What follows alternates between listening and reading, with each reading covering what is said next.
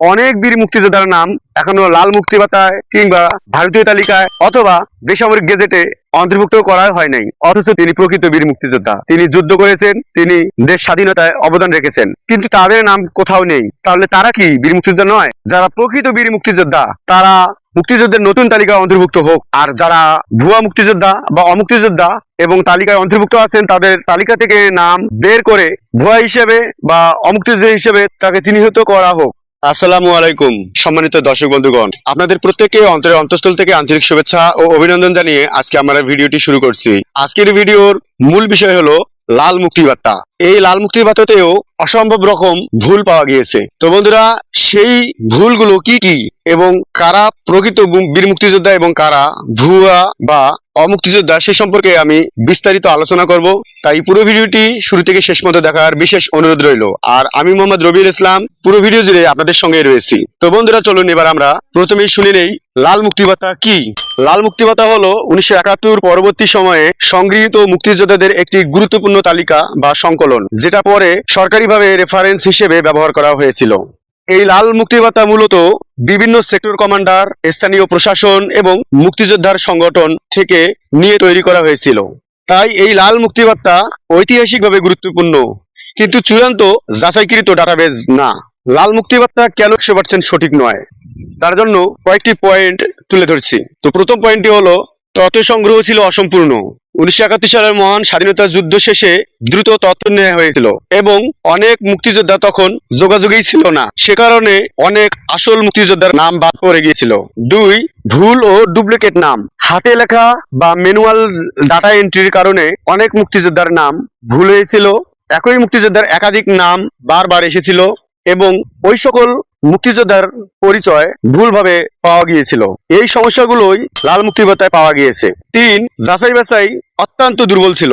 তৎকালীন সময়ে আধুনিক যাচাই বাছাই ব্যবস্থা ছিল না এবং অনেক ক্ষেত্রে মৌখিক তথ্যের উপর নির্ভর করা হয়েছিল, ফলে অনেক ভুল ভ্রান্তি এবং ভুয়া বা অমুক্তিযোদ্ধার নাম অন্তর্ভুক্ত হয়েছিল, যার কারণে কিছু অযোগ্য ব্যক্তির নাম ঢুকে পড়ার অভিযোগ রয়েছে। 4, পরবর্তীতে গেজেটের সাথে মিল না পাওয়া।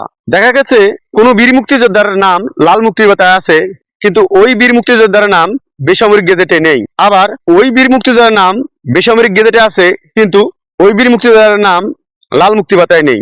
অর্থাৎ কারো নাম যদি লাল মুক্তি বার্তায় পাওয়া যায় তাহলে বেসামরিক গেজেটে পাওয়া যায় না, আবার যদি বেসামরিক গেজেটে পাওয়া যায় তাহলে আবার লাল মুক্তি বার্তায় পাওয়া যায় না। মানে তালিকার মধ্যে অসামঞ্জস্য রয়েছে।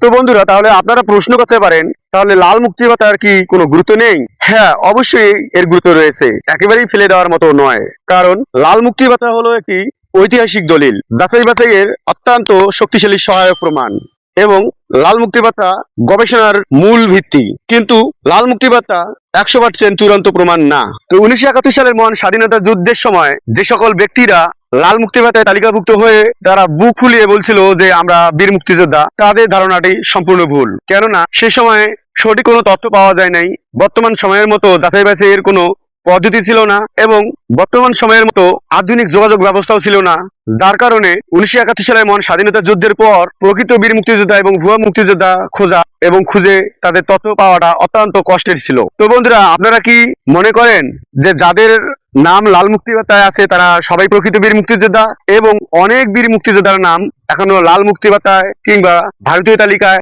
অথবা বেসামরিক গেজেটে অন্তর্ভুক্ত করা হয় নাই, অথচ তিনি প্রকৃত বীর মুক্তিযোদ্ধা। তিনি যুদ্ধ করেছেন, তিনি দেশ স্বাধীনতায় অবদান রেখেছেন, কিন্তু তাদের নাম কোথাও নেই। তাহলে তারা কি বীর মুক্তিযোদ্ধা নয়? আমরা চাই যারা প্রকৃত বীর মুক্তিযোদ্ধা তারা মুক্তিযুদ্ধের নতুন তালিকায় অন্তর্ভুক্ত হোক, আর যারা ভুয়া মুক্তিযোদ্ধা বা অমুক্তিযোদ্ধা এবং তালিকায় অন্তর্ভুক্ত আছেন তাদের তালিকা থেকে নাম বের করে ভুয়া হিসেবে বা অমুক্তিযোদ্ধা হিসেবে তাকে চিহ্নিত করা হোক। এবং 1971 সালের মহান স্বাধীনতা যুদ্ধের পর থেকে এখন পর্যন্ত যারা মুক্তিযোদ্ধা হিসেবে সরকারের যাবতীয় সুযোগ সুবিধা ভোগ করেছেন তাদের সেই সমস্ত আর্থিক সুবিধাগুলো ফেরত নেওয়া হোক, কেননা তাদের সরকারি আর্থিক সুবিধা ভোগ করার কোনো অধিকারই নেই, কেননা তারা যুদ্ধের জন্য কোনো অবদান রাখে নেই। যারা 1971 সালে মহান স্বাধীনতা যুদ্ধে প্রত্যক্ষ ও পরোক্ষভাবে জড়িত ছিল, যুদ্ধ করেছেন, দেশকে স্বাধীনতা এনে দিয়েছেন, তাদেরই একমাত্র হক সরকারের আর্থিক সুযোগ সুবিধা ভোগ করা।